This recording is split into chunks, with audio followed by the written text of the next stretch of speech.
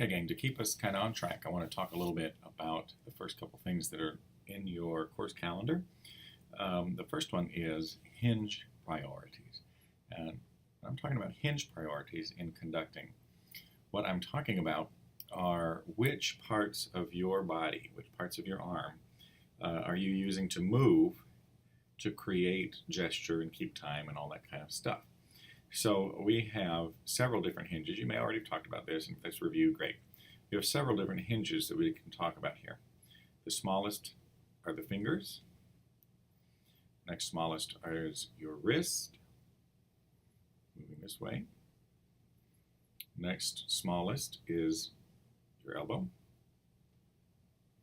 And then the shoulder. Now, your body has a bunch of different hinges other than that. You've got a million hinges here in your neck. You have hinges around your shoulder area. That's what we would call your upper back, I suppose. And all through your spine, hinges. Hinges at your hips, knees, and ankles. The ones that we're going to spend most of our time with are those that we identified here. The fingers, the wrist, the elbow, and the shoulder. When I'm talking about hinge priorities now, we always try to move from the smallest hinge possible to achieve the gesture you want. So we need to consider that in general, our fingers are not going to do a heck of a lot of work for us. You can manipulate a baton with your fingers, but the overall effect can be unclear. So generally, when I'm talking about the smallest hinge of movement, I'm talking about moving from your wrist. You might finesse something with some fingers, but moving from your wrist primarily. And all gestures should start from the wrist. And then, if your elbow moves, it moves because the wrist moves. So, if I were to explore for a minute the vertical plane, that's the plane that moves this way. If I were to explore that plane, I would start movement from the wrist and move up, and you see that my elbows are moving because my wrist is moving. They're trailing my wrist. I call these paintbrush exercises when you move up and down the vertical plane, because your fingers act like the bristles of a paintbrush that are along the wall, and your wrist is acting like the handle of that paintbrush on the wall, and the bristles trail the handle as you move up and down. And you'll see here in this exercise that my shoulder is actually moving relatively little in this whole exercise, as opposed to trying to achieve that vertical movement by moving my shoulder like that. The shoulder is moving relatively little. Same is true on the horizontal plane. So if you were to set up and allow the wrist to lead here, so we would go out and the wrist leads out, and the wrist leads in.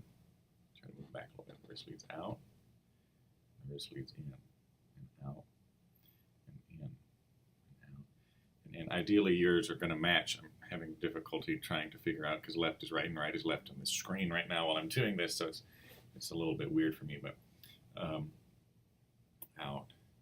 and in, out and in. And one of the ways that you can practice these hinge priorities, because they are very important, are critical to the work that you're going to do. You're going to be evaluated on your hinge priorities as you move. One of the methods that you can use that I suggest you practice every single day, maybe 5-10 minutes every single day, is to do the paintbrush exercises. And paintbrush exercises when you explore the vertical plane and assign a number of counts to it. So go up for 4, 2, 3, 4, and down, 2, 3, 4, and up, 2, 3, 4, and down, 2, 3, 4. So if you'll do that, and then expand on the number of counts. When you're doing that exercise, notice that the change of direction is not sudden, it is subtle, right? So we start up, 2, 3, and then it takes a minute, 4, and down before the tips begin moving down. 2, 3, 4, and up, 2, 3, 4, and down, 2, 3. So it's kind of a rounded direction change that moves this way instead of like that, right? The same is true on the horizontal plane. So we'll do 4 counts out, 4, 3, 2, 1, and in, 2, 3, 4, and out, 2, 3, 4, and in, 2, 3, 4. Again, the direction change is subtle, not sudden. Yeah, and it's always led by the wrist. Mm-hmm. And you can expand those counts as well. So I started in 4 count intervals. You can expand to 8 counts, 10, and 12, and 16. Eventually, you want to be shooting for in the neighborhood of 24 to 32 count moves on these. You're going to help you develop some control. It's going to help you to develop your hinge priorities so that they can move fluidly with the right priorities in mind, always moving from the wrist, always moving from the wrist. So that's the hinge priorities in a nutshell. You're going to want to practice those paintbrush exercises every day, and that is the only way that you're going to get better at it. You're shooting for fluidity of movement, so no like stuttering in there, fluidity of movement, the whole way up and the whole way down, and through the transition. If you start with the shorter, if you start with the 4 count moves, the shorter moves, and build up to the longer ones, you're going to have more success with the longer ones. So give those a shot, see how you do.